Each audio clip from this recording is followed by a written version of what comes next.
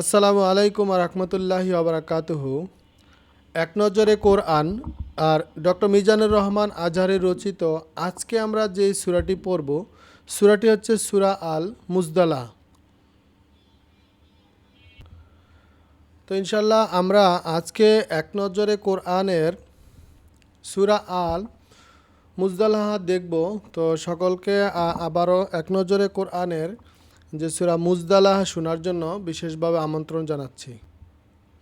তো আজকে আমরা যে সূরাটি পড়ব সেই সূরাটির নাম হচ্ছে সূরা মুজদালা।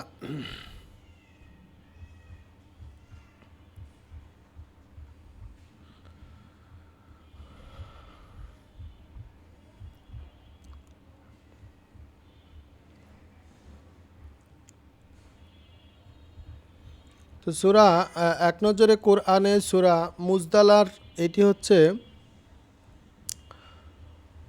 কোরআন শরীফের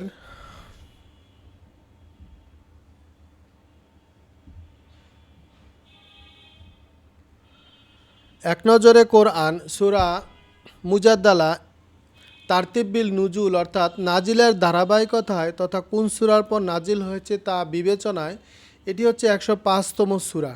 তো এর আগের সূরা হচ্ছে সূরা মুনাফিকুন এবং পরের সূরা হচ্ছে সূরা হুজরাত নাজিল হয়েছে। আর তারতিব ফিল মুসাক অর্থাৎ বর্তমান কোরআন মজিদের বিন্যাস অনুযায়ী এটি হচ্ছে 58 নম্বর সূরা।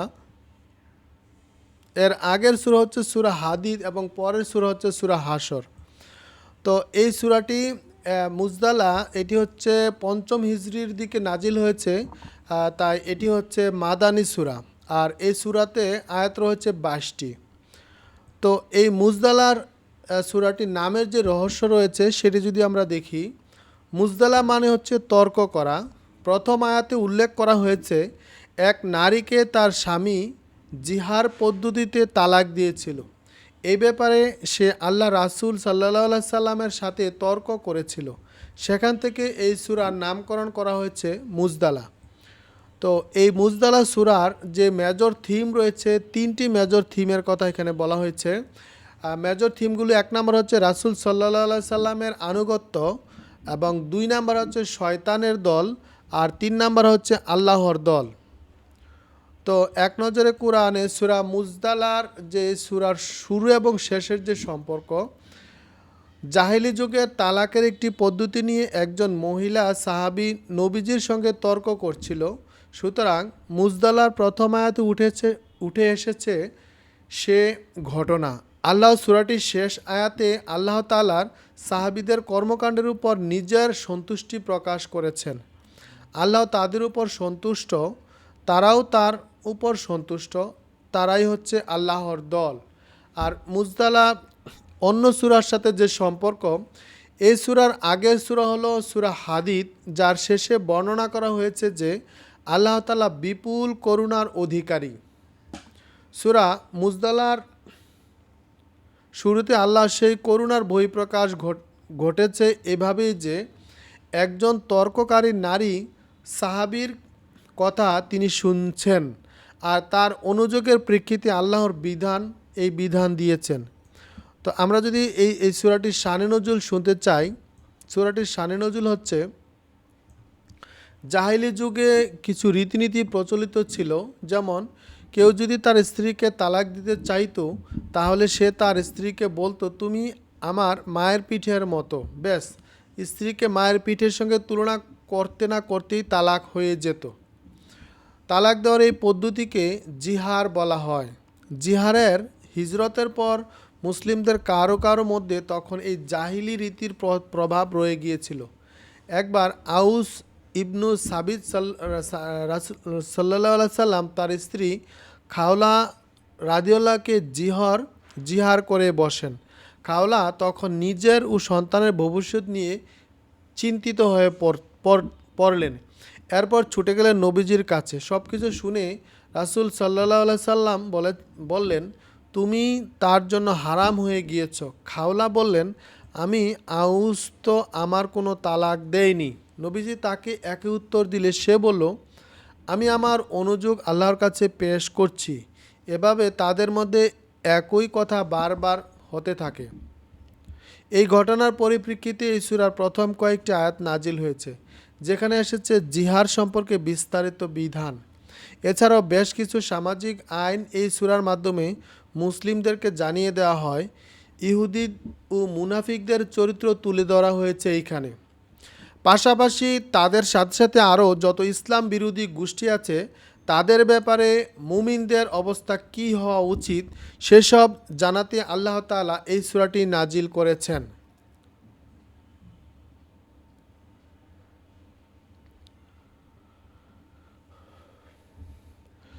আমরা শুনছি এক নজরে কোরআনের সূরা মুজাদালার সেগমেন্ট। তো এখানে 3টি সেগমেন্টে ভাগ করা হয়েছে। এক নাম্বার হচ্ছে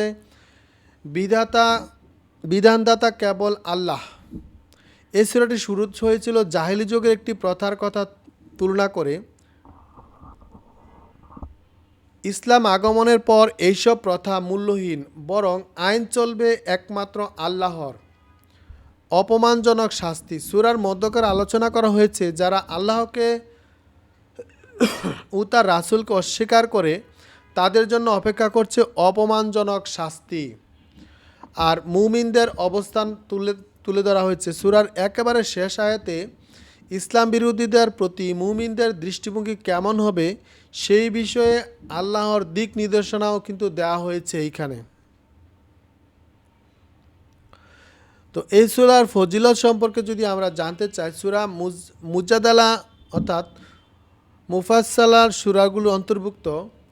এ সম্পর্কে নবী সাল্লাল্লাহু সাল্লাম বলেছেন, মুফাসসালা সূরাগুলোর মধ্যে আমাকে অন্যান্য নবীর চেয়ে অধিক মর্যাদা দেওয়া হয়েছে।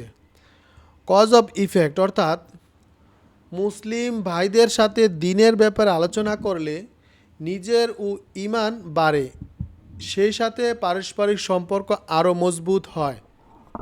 এটা হচ্ছে কজ অফ ইফেক্ট। আর এই সূরাটির আমরা যদি দেখি, আমরা শুনছি এক নজরে কোরআন থেকে সূরা মুজাদালার গতিপথ, মানব জীবনের ওহির ভূমিকা সম্পর্কে আলোচনা করা হয়েছে। এক নম্বরে ভীষণ ঝামেলায় পড়ে গেলে খাওলা রাদিয়াল্লাহু ছুটে গেলেন নবীজির কাছে। তখন ওহির মাধ্যমে আল্লাহ জানিয়ে দিলেন সমাধান। এমনইভাবে মানুষের নানান প্রকার সাড়া দিয়েছে কোরআন। 2 নাম্বার হচ্ছে আল্লাহর জ্ঞান। আল্লাহর জ্ঞান সব কিছুকে ঘিরে রেখেছে। কারা মুনাফিকি ও চক্রান্ত করছে তা তিনি খুবই ভালোভাবে জানেন। আর এটার সেন্ট্রাল থিম হচ্ছে সামাজিক শৃঙ্খলা প্রতিষ্ঠায় ওহির ভূমিকা সম্পর্কে আলোচনা করা হয়েছে। গোপন আলাপের নিষেধাজ্ঞা। ইসলামের বিরুদ্ধে চক্রান্ত করার উদ্দেশ্যে গোপন আলোচনা করা যাবে না, তবে ভালো উদ্দেশ্যে গোপন আলোচনা করতে বাধা নেই। মুমিনদের মিত্র কারা? মুমিনদের মিত্র হবে তারাই যারা কাফিরদেরকে অন্তরঙ্গ বন্ধু হিসেবে গ্রহণ করে না, তাদের কথায় উঠে বসে না, তাদেরকে ঈমানের উপর প্রাধান্য দেয় না। যারা এই কাজগুলো করে তারা কখনো মুমিন হতে পারে না, মুমিনদের বন্ধু হতে পারে না। তা আমরা এই সূরাটির ওভারভিউ অর্থাৎ এই সূরাটির যে শানে নজুল সংক্ষিপ্ত আকারে আমরা যদি দেখি, জাহিলি যুগে তালাক দেওয়ার পদ্ধতি অর্থাৎ জিহার ও কাফফারা নিয়ে আলোচনা করা হয়েছে এই সূরার 1 থেকে 4 নম্বর আয়াতে। কাফিরদের প্রতি সতর্কবার্তা জারি করা হয়েছে 5 থেকে 6 নম্বর আয়াতে। সব কিছু রয়েছে আল্লাহ জ্ঞানের অধীনে আলোচনা করা হয়েছে 7 নম্বর আয়াতে। গোপন আলাপ করা শিষ্টাচার শেখানো হয়েছে 8 থেকে 13 নম্বর আয়াতে। কাফিরদের সাথে বন্ধুত্ব করার পরিণাম জানানো হয়েছে 14 থেকে 22 নম্বর আয়াতে।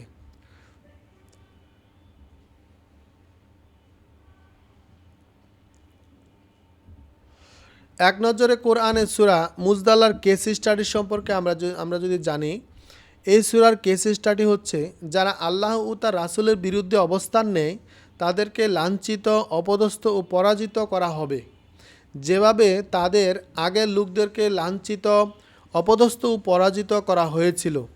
ইসলাম বিদ্বেষীরা তাদের এই সূরার 5 নম্বর আয়াতটিকে ভীষণ কঠিন এক বার্তা বহন করে। প্রতিটি সমাজে এমন লোকদের অহরহ দেখা মেলে, এরা সমাজ ও রাষ্ট্রের গুরুত্বপূর্ণ জায়গাগুলোতে ঘাপটি মেরে বসে আছে।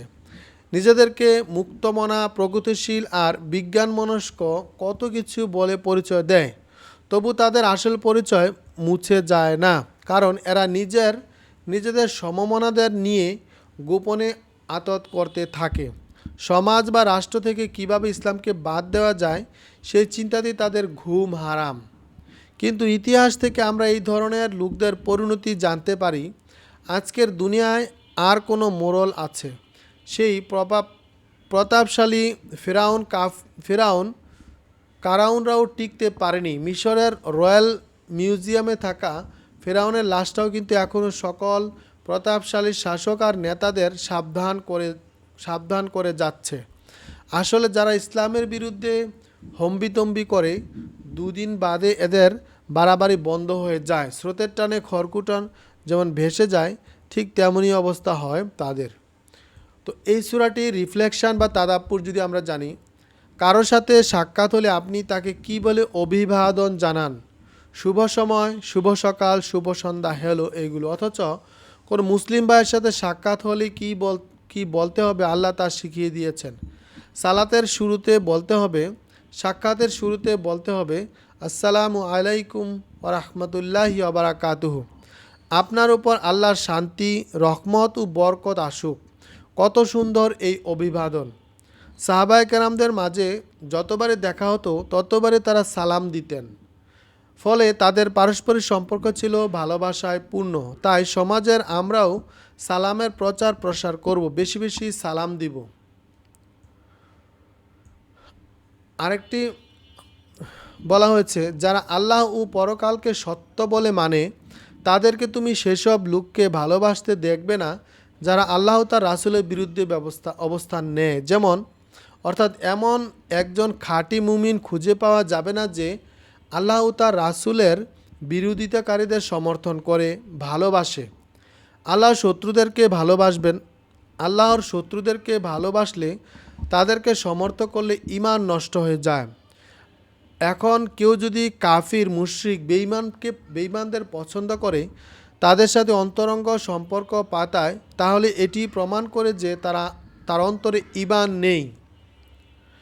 এখন এই আয়াতটির সঙ্গে বর্তমান প্রজন্মের খেলা পাগল মানুষেরও মেলান। ফুটবল বলেন আর ক্রিকেট বলেন, অধিকাংশ খেলোয়াড়রাই ইহুদি, খ্রিস্টান, মুশরিক বা নাস্তিক।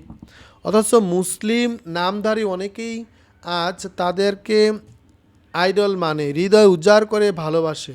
এই সূরার 22 নম্বর আয়াতটি গভীর মনোযোগ দিয়ে তাদাব্বুর করে বারবার পড়ুন। বর্তমানে আমাদের ঈমান কতটা নড়বড়ে, চোখের সামনে তার একটি চিত্র ভেসে উঠবে।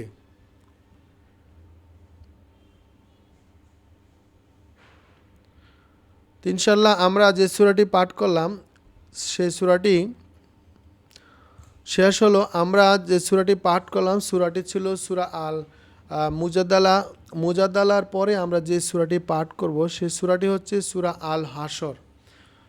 তো আপনারা সকলে সূরা আল হাসর এবং এক নজরে কোরআনে ডক্টর মিজানুর রহমান আজহারী রচিত যে বইটি রয়েছে সেই বইটি কিন্তু বইটির বিস্তারিত আপনারা আমাদের অডিও বুক বাংলার প্লেলিস্টে গেলে কিন্তু পেয়ে যাবেন। এক নজরে কোরআনের সে 114টি সূরা, এছাড়াও কোরআন শরীফের বাংলা তর্জমা সহ বিভিন্ন হাদিসের এবং শিক্ষণীয় বইগুলোর ভিডিও কিন্তু আপনারা পেয়ে যাবেন। তো সকলকে আবারও ধন্যবাদ জানাচ্ছি আমাদের অডিও বুক বাংলা থেকে এক নজরে কোরআনের সূরা আল হাসর শোনার জন্য।